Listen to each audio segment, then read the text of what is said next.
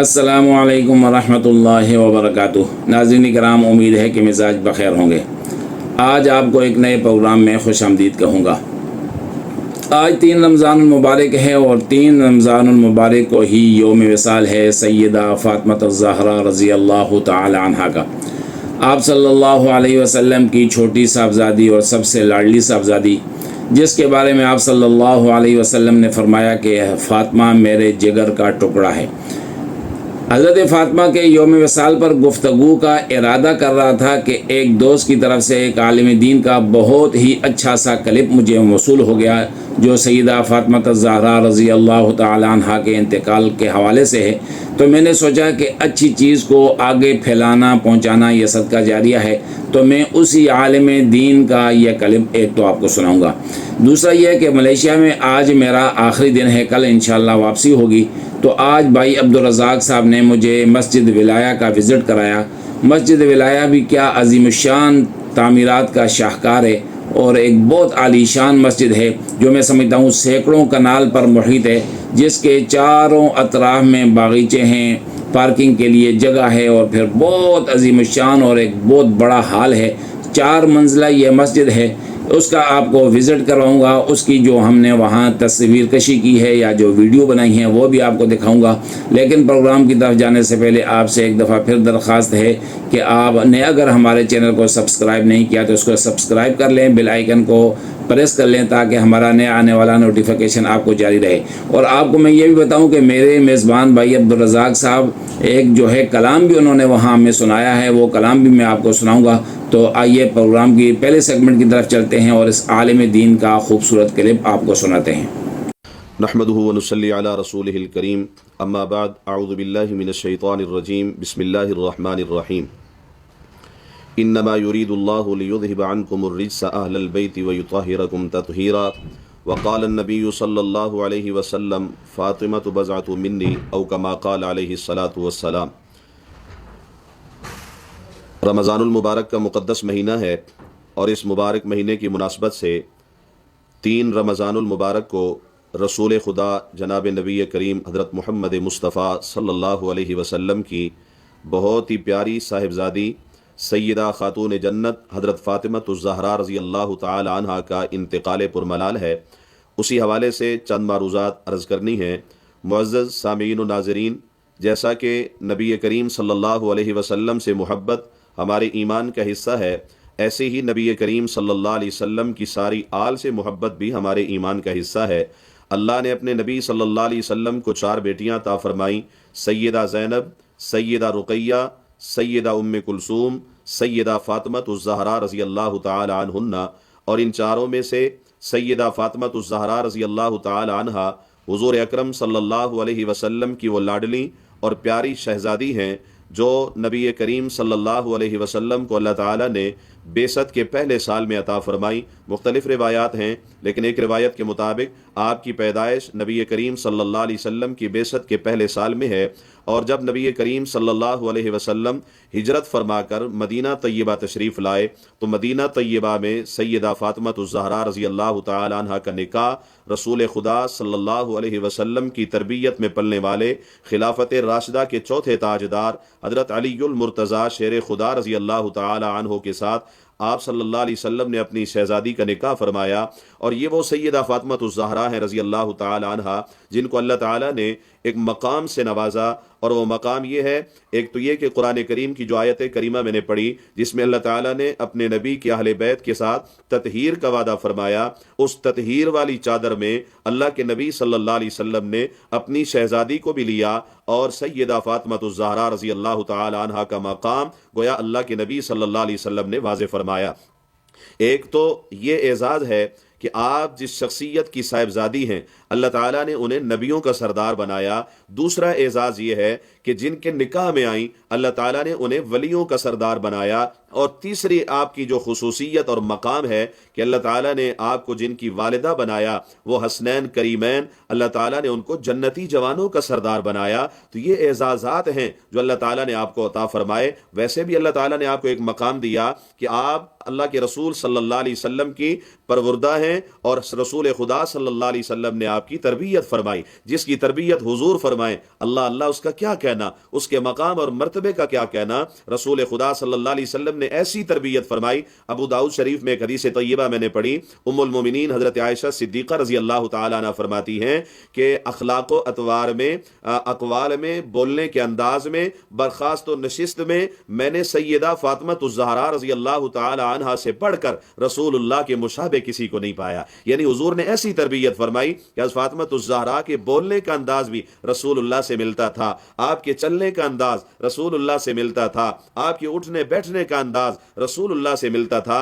حضور اتنی محبت فرماتے تھے، جب کبھی سیدہ کائنات تشریف لاتی تو اللہ کے رسول استقبال کے لیے کھڑے ہو جایا کرتے تھے۔ رسول اللہ صلی اللہ علیہ وسلم اپنی چادر بچھا دیا کرتے تھے، اللہ کے رسول کھڑے ہو کر سیدہ کائنات کے بوسے پہ، آپ کی پیشانی پہ بوسہ دیا کرتے تھے۔ کیا اعزاز و مقام ہے۔ نبی کریم صلی اللہ علیہ وسلم نے ایک مقام پہ فرمایا، فاطمہ تو بضعۃ منی، لوگوں فاطمہ میرے جگر کا ٹکڑا ہے۔ کیا مقام ہے سیدہ کائنات کا۔ میرے قابل احترام ساتھیوں، یہ سیدہ کائنات اللہ تعالیٰ نے مقام عطا فرمایا، رسول خدا کے جگر کا ٹکڑا بنایا۔ اللہ کے نبی صلی اللہ علیہ وسلم نے ایسی تربیت فرمائی، دن کو اکثر روزے کی حالت میں ہوتی، راتوں کو جاگ کر نماز کی حالت میں اللہ کے قرآن کی تلاوت کیا کرتی تھیں۔ کھانا بناتی ہیں قرآن کی تلاوت کرتے ہوئے، بچوں کو سلاتی ہیں قرآن کی تلاوت کرتے ہوئے۔ قرآن سے اتنی محبت تھی کہ ہر وقت زبان پر اللہ کا قرآن جاری رہا کرتا تھا، اور اس تربیت کا اثر اللہ تعالیٰ نے بچوں میں بھی دکھایا۔ بچے بھی ہمیشہ پھر قرآن سے محبت کرنے والے، اور پھر اس دنیا سے رخصت ہوتے ہیں، مقام شہادت ملتا ہے تو اللہ کا قرآن پڑھتے ہوئے۔ کیا مقام ہے۔ ایک اللہ والے نے صحیح کہا، حیا کے ماتھے کا تاج زہرا، وفا پرستی کی لاج زہرا، مقام خون نبی تو یہ ہے، کرے گی جنت میں راج زہرا۔ اللہ تعالیٰ سے دعا ہے اللہ تعالیٰ ان مقدس ہستیوں سے ہمیں صحیح معنوں میں محبت کرنے کی توفیق عطا فرمائے۔ سیدہ کائنات 3 رمضان المبارک سن 11 ہجری کو اس دار فانی کو چھوڑ کر جنت میں جا کر آباد ہوتی ہیں۔ اللہ تعالیٰ ہماری ماؤں بہنوں بیٹیوں کو بھی سیدہ کائنات کے نقش قدم پر چلنے کی توفیق عطا فرمائے۔ جی ناظرین کرام، آپ نے مولانا صاحب کا، جن کا مجھے نام بھی نہیں معلوم، لیکن بہت اچھا کلپ تھا، آپ نے سنا، یقیناً آپ کا ایمان تازہ ہوگا۔ آپ صلی اللہ علیہ وسلم سے محبت اور آپ کے خاندان سے محبت ایک اہل ایمان کی ایمان کا جز ہے۔ اللہ رب العزت ہمیں تمام صحابہ کرام رضوان اللہ تعالی علیہم اجمعین، اہل بیت عظام اور تمام انبیاء علیہ الصلاۃ والسلام کی محبت اور قدر کی توفیق عطا فرمائے، اور آپ صلی اللہ علیہ وسلم کے بتائے ہوئے طریقوں پر زندگی گزارنے کی توفیق عطا فرمائے۔ اب آئیے آپ کو چلتے ہیں مسجد ولایہ دکھاتے ہیں، اور اس کا شاہکار جو تعمیرات ہیں وہ آپ دیکھیں گے تو یقیناً آپ حیران ہوں گے۔ تو آئیے آپ کو مسجد دکھاتے ہیں۔ گھر سے نکل کر تقریباً آدھا گھنٹہ کی ڈرائیو کے بعد ہم جامع مسجد ولایہ پہنچے۔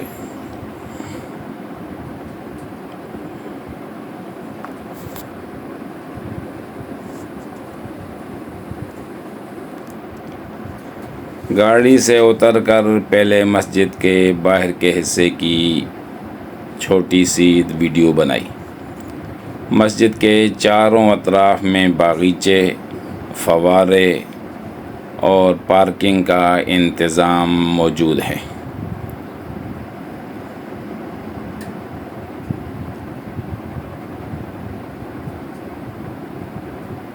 بعد میں ہم گاڑی پارک کرنے کے بعد مسجد کی طرف روانہ ہوئے۔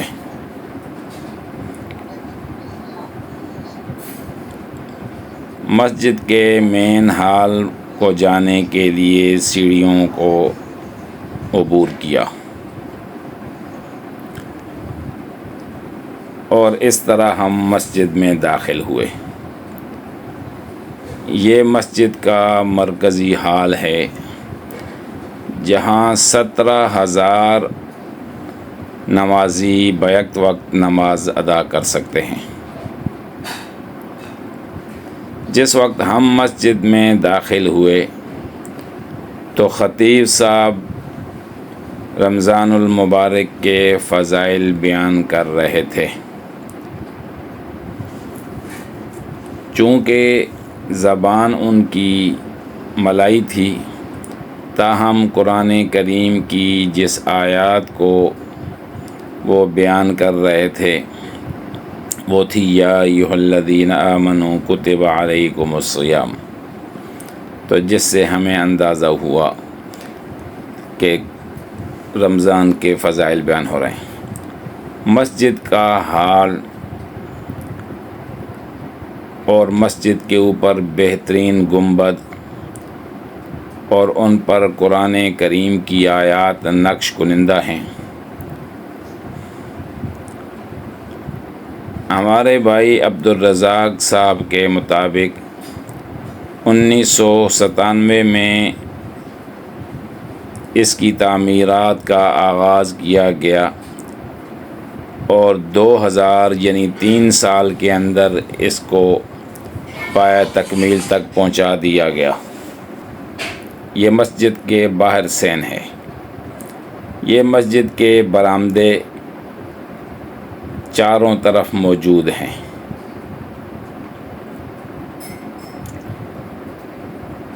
مسجد کو چاروں اطراف سے دیکھنے کے بعد آخر میں ہمارے بھائی عبدالرزاق صاحب نے ہمیں پیر نصیر الدین صاحب رحمہ اللہ کا یہ کلام سنایا جو ابھی میں آپ کو سنانے جا رہا ہوں۔ اس سے پہلے جب ہم مسجد سے باہر نکلے تو یہ دوسری طرف کا منظر ہم نے اپنے کیمرے میں محفوظ کیا۔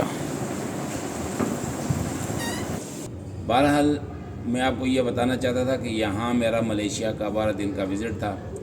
مجھے اپنے بھائی عبدالرزاق صاحب نے ایئرپورٹ سے پک کیا اور 12 دن اپنی تمام مصروفیات کو ترک کر کے مجھے ملیشیا کے تمام دور دراز شہروں میں سب سے پہلے ہم جوہر بارو گئے، 2 دن ہم نے وہاں گزارے۔ تقریباً عبدالرزاق صاحب کتنے کلومیٹر ہوگا جوہر بارو یہاں سے؟ 350 کلومیٹر۔ پھر تیسرے دن ہم وہاں سے واپس آئے، 1 دن کوالالمپور رہ کر پھر ہم اپنے بھائی اپنے حافظ اسماعیل صاحب کے پاس اور اسی طرح بھائی مقصود صاحب کے پاس ایپو گئے۔ تو میرے خیال میں یہ سفر بھی اتنا ہی ہوگا یا ایسے تھوڑا زیادہ ہوگا۔ ایپو اور گریک جو ہے نا وہ تقریباً 400 کلومیٹر ہے۔ تو یعنی لے کے جانا، لے کے آنا، صحت کا، کھانے کا، پینے کا، ہر چیز کا خیال رکھنا، بس میں یہی کہہ سکتا ہوں کہ اللہ رب العزت ان کو جزائے خیر عطا فرمائے، دین اور دنیا کی ترقیاں اور کامیابیاں نصیب فرمائے، ہر قسم کی پریشانی اور مشکلات سے ان کی حفاظت فرمائے۔